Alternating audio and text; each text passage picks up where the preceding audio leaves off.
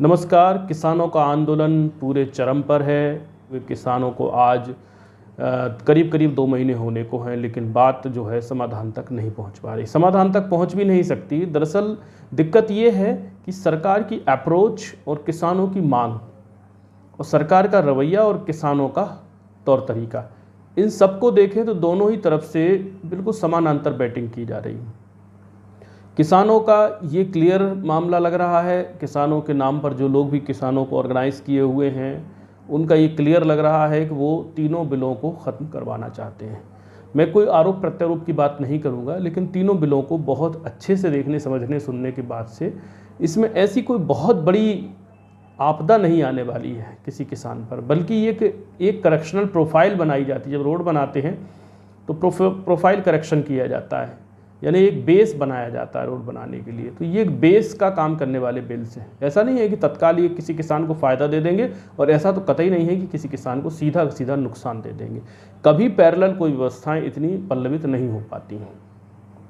फिर भी अगर किसानों को कोई आशंका है तो सिर्फ 2 चीज़ों को लेकर आशंका है। एक तो जो है मंडी को, इसमें जो है मंडी को लेकर के कुछ भी नहीं कहा गया है। पैरेलल कई निजी क्षेत्रों को इसमें उत्साहित कर दिया गया है, जिससे एक आशंका है कि मंडियां ख़त्म हो जाएंगी। दूसरा, ऐसे ही यही आशंका एमएसपी को लेकर है। दोनों को लेकर ना तो सरकारी इन बिलों में एश्योरेंस दिया गया है कि कंटिन्यू रहेंगे, ना ये कहा गया है कि डिसकंटिन्यू हो जाएंगे। किसानों की आशंका ये है दोनों ही चीज़ें डिसकंटिन्यू हो जाएंगी। ठीक है, ये आशंका हो सकती है, इस पर सरकार तैयार भी है। एमएसपी को लेकर के लिखित आश्वासन देने तैयार है, संशोधन करके उसमें ऐड करने तैयार है। जब एमएसपी को लेकर तैयार हो जाएगी सरकार, तो स्वतः ही दूसरा वाला जो आपकी आशंका है दूसरी कि मंडियां समाप्त हो जाएंगी, वो खुद ब खुद ख़त्म हो जाती। क्यों? क्योंकि मंडियों, सरकार के पास एमएसपी देने का क्या है इंफ्रास्ट्रक्चर।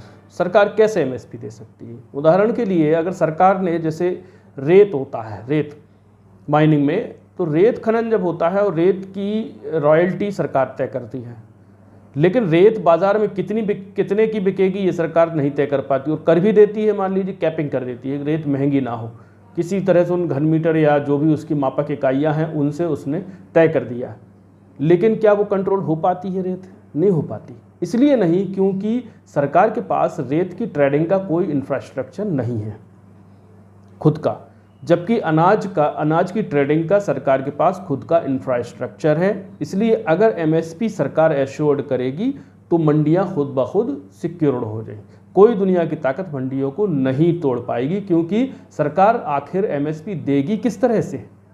सिर्फ अनाउंस करने से कि अचार 5 रुपये का 100 ग्राम से कम नहीं बिकेगा बाजार में, इससे ज़्यादा का 8 रुपये और 5 रुपये के बीच में बिक सकता है, ये सिर्फ कहने से रेट सेट नहीं होते। रेट कंट्रोल करने के लिए आपके पास अधोसंरचना होनी चाहिए। कहने का मतलब ये, अगर एमएसपी का एश्योरेंस देने सरकार तैयार है तो फिर कष्ट किस बात का है?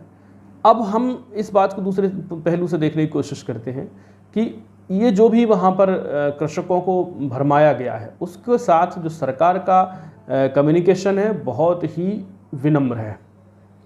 आप 2 आंदोलनों की तुलना कर सकते हैं। एक आंदोलन दिल्ली में 2011 में अन्ना हजारे, और एक आंदोलन 2021 में किसान। दोनों ही दिल्ली में हैं, और दोनों ही के समय ही अलग अलग सरकारें हैं, और दोनों के ही पीछे बैक है, कोई ना कोई कर रहा है। जैसे कि 2011 के आंदोलन में बैकिंग जो थी वो आरएसएस की थी और बाकी सामान्य लोगों की थी। इसके बावजूद उस आंदोलन को हैंडल किया जा सकता था, लेकिन तब की सरकार बिल्कुल भी कम्युनिकेशन के मूड में नहीं थी।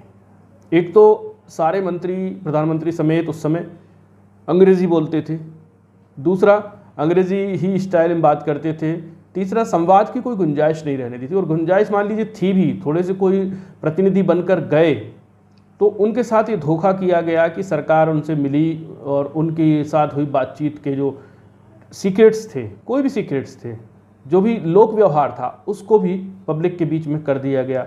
उधर एक बड़ी गाड़ी चली गई रालेगण सिद्धि महाराष्ट्र, वहाँ से टेम्पो में भर भर करके कई सारे डॉक्यूमेंट्स इकट्ठा किए गए कि अन्ना हजारे का कुछ लूप्स निकाला जा सके। सिर्फ डॉक्यूमेंट इकट्ठा करने के तुरंत के साथ ही जो है कांग्रेस उस समय इतनी कॉन्फिडेंट हो गई थी कि 100% कुछ ना कुछ हम निकाल लेंगे भ्रष्टाचार जिससे सिद्ध किया जा सके। और इसी आधार पर मनीष तिवारी ने लाइव प्रेस कॉन्फ्रेंस करके तब ये आरोप लगाना शुरू कर दिया था अन्ना हजारे पर कि अन्ना हजारे आप किस मुंह से बात करते हो, आप तो खुद ही आकंठ भ्रष्टाचार में डूबे हो। ये लड़ाई का पूरा आधार भ्रष्टाचार था। भ्रष्टाचार, अब इसमें देखिए समानता, असमानता और समानता क्या है। अब अभी क्या हो रहा है, अभी सरकार लगातार बात कर रही है, एक के बाद स्ट्रेटजिकली ऑफिसर्स, फिर मिनिस्टर्स, फिर home minister, even prime minister भी अपने डिफरेंट प्लेटफॉर्म से किसानों को संबोधित कर रहे हैं। उधर मुख्यमंत्री उत्तर प्रदेश योगी आदित्यनाथ भी सरदार वाली टोपी पहन करके गुरुद्वारे में जा रहे हैं। अचानक से जो है रकाबगंज प्रधानमंत्री पहुंच जाते हैं। तो कुल मिलाकर एक कम्युनिकेशन करने की कोशिश है और किसी को भी हतोत्साहित करने की कोशिश नहीं है, किसी को भी कमतर आंकने की कोशिश इस सरकार ने नहीं की है। ये किसी भी बहुमत की सरकार से ऐसी अपेक्षा करना बड़ा कठिन सा काम होता है कि वो इतनी विनम्रता से किसी आंदोलनकारियों से बात करेगी। इसके उलट अगर यहाँ देखें हम किसानों का, तो किसानों का अपना आधार है, अपने उनके तरीके हैं, तौर तरीके हैं। लेकिन अब एक ही बात बार बार आप कहिएगा कि बिल वापस लीजिए। तो बिल वापस लेने का, जबकि आपसे कोई बात करता है कि भाई क्यों वापस लीजिएगा, आप कारण बताइए, तो आप कोई कारण नहीं बता पाते। आप वो कहते हैं कि साहब एमएसपी खत्म हो जाएगी, मंडी खत्म हो जाएगी। तो एमएसपी और मंडी दोनों का एश्योरेंस सरकार देने तैयार है। फिर क्या कठिनाई है आपको? इसके बाद आपके पास कोई कठिनाई नहीं। आप बात करते हो, बैठते हैं और उसके बाद आप कह देते हैं कि नहीं, हमको बिल वापस लेना। अब क्या है, ये आंदोलन उग्र होने लगा है। कोई भी आंदोलन जब भी उग्र होता है तो वो आंदोलन कुचलने में आसानी होती है सरकार को। तो ये आंदोलन जैसे ही उग्र होगा तो सरकार इसको कुचलने के लिए सारे तंत्र का इस्तेमाल कर सकती है। हालांकि ये सरकार करेगी नहीं, परंतु जिस तरह से मुख्यमंत्री मनोहर लाल खट्टर हरियाणा को आपने उतरने नहीं दिया गया एक कार्यक्रम में, इससे पहले उप मुख्यमंत्री को रोका गया था। तो ये जो सारी टेक्निक्स हैं, ये सारे जो पैतरे हैं, ये कम्युनिस्टों के पैतरे होते हैं। ये जो असभ्यता जो होती है किसी भी व्यक्ति के साथ, किसी व्यक्तित्व के साथ, ये सिर्फ और सिर्फ कम्युनिस्ट सिखाता है। कम्युनिज्म में ये सब चीज़ें हो सकती हैं। बाकी सामान्य तौर पर एक बहुत मजबूत विपक्ष हो चाहे कमज़ोर विपक्ष हो, कांग्रेस के डीएनए में इस तरह की चीज़ें नहीं होती हैं। कांग्रेस एक लोकतंत्रवादी पार्टी है। कांग्रेस एक सबको समावेशित करते हुए, सबकी बात रखते हुए, सबके साथ लेकर चलने वाला दल रहा है। यह अलग बात है कि आज की तारीख में वो अपने आप को आइडियोलॉजिकली बहुत ज़्यादा वीक महसूस कर रहा है। ये अलग विषय है, लेकिन इसका अर्थ ये कतई फिर भी नहीं है कि कांग्रेस किसी भी तरह की हिंसा की तरफ बढ़ सकती है। लेकिन कम्युनिस्टों का ये रिकॉर्ड है कि वो एन के एन प्रकार अंततः उनको तोड़ फोड़ ही, आसर्जन, विध्वंस ही एक उनकी राजनीति के केंद्र में होता है, जिसको वो कथित तौर पर क्रांति कहते हैं, यलगार क्रांति।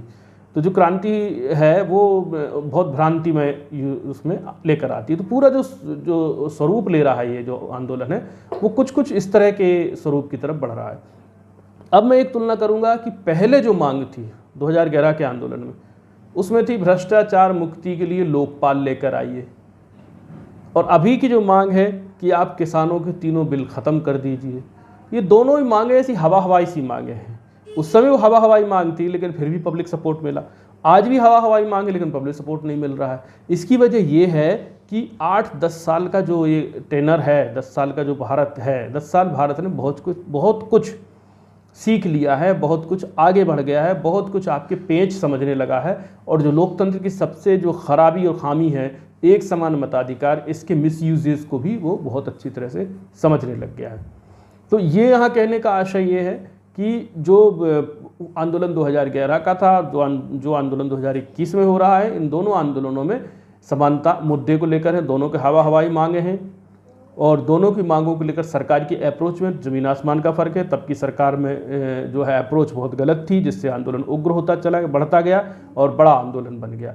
और उस समय की सरकार इसको हैंडल नहीं कर पाई। आज की सरकार इसको हैंडल करने की कोशिश कर रही है, बात कर रही है, नतीजे निकाले जा सकते हैं। बहरहाल देखते हैं इसमें क्या नतीजा होता है। अगर मैं अपनी बात करूं तो मैं इस आंदोलन को बिल्कुल समर्थन नहीं करता। बहुत बहुत शुक्रिया, नमस्कार।